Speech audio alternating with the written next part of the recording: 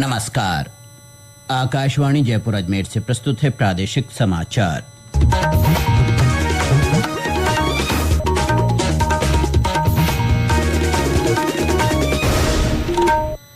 समाचारों के साथ मैं अब्दुल हनीफ।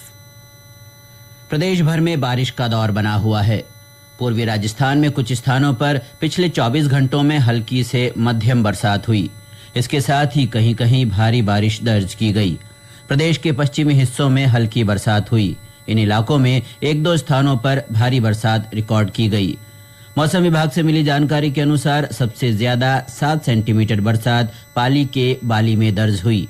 इसके अलावा उदयपुर के गोगुंदा में भी 7 सेंटीमीटर पानी बरसा। झालावाड़ के पिरावा, डूंगरपुर के देवल, भरतपुर के पहाड़ी में 6-6 सेंटीमीटर बरसात दर्ज हुई। राजसमंद के नाथद्वारा और कुंभलगढ़ में 5-5 सेंटीमीटर बारिश हुई। विभाग ने अगले 4-5 दिन दक्षिण राजस्थान के उदयपुर, जोधपुर संभाग के कुछ हिस्सों में मध्यम बारिश की संभावना व्यक्त की है।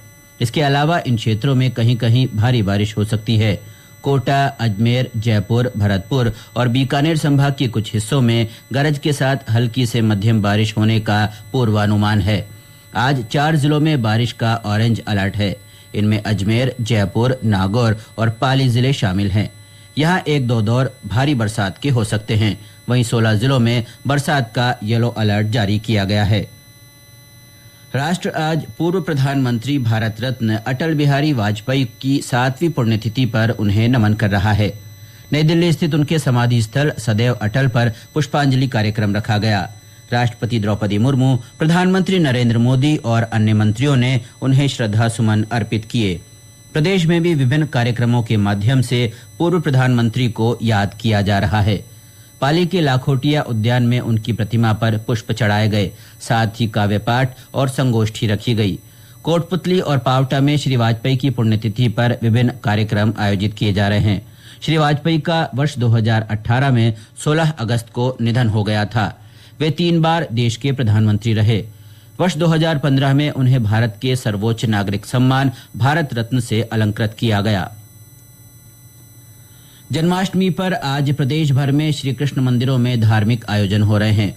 श्री कृष्ण जन्मोत्सव को लेकर आकर्षक सजावट की गई है। इसके साथ ही झांकियां भी सजाई गई हैं। बड़ी संख्या में श्रद्धालु जन्मोत्सव के लिए मंदिरों में पहुंच रहे हैं।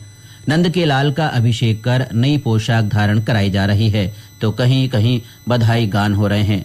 जयपुर के आराध्य गोविंद देव जी मंदिर में मंगला झांकी से ही भक्तों का पहुंचना शुरू हो गया है।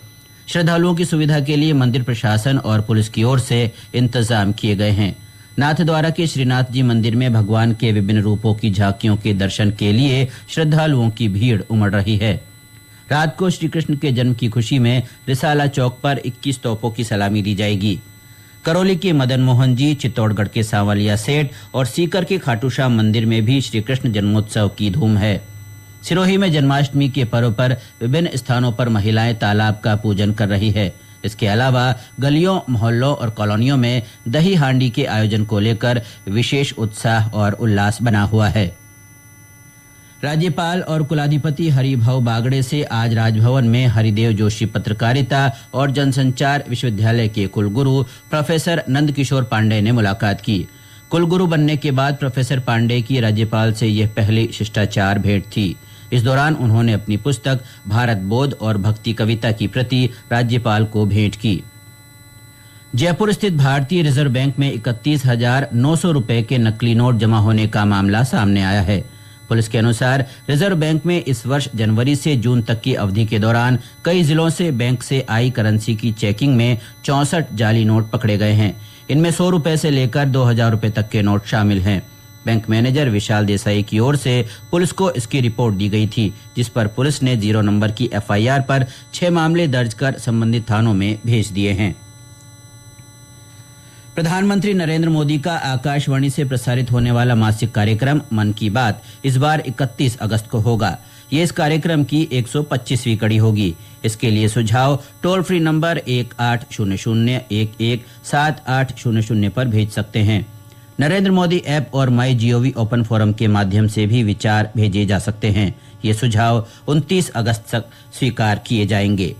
इसके साथ ही प्रादेशिक समाचार बुलेटिन समाप्त हुआ। हमारा अगला बुलेटिन शाम 6:30 बजे प्रसारित होगा। नमस्कार।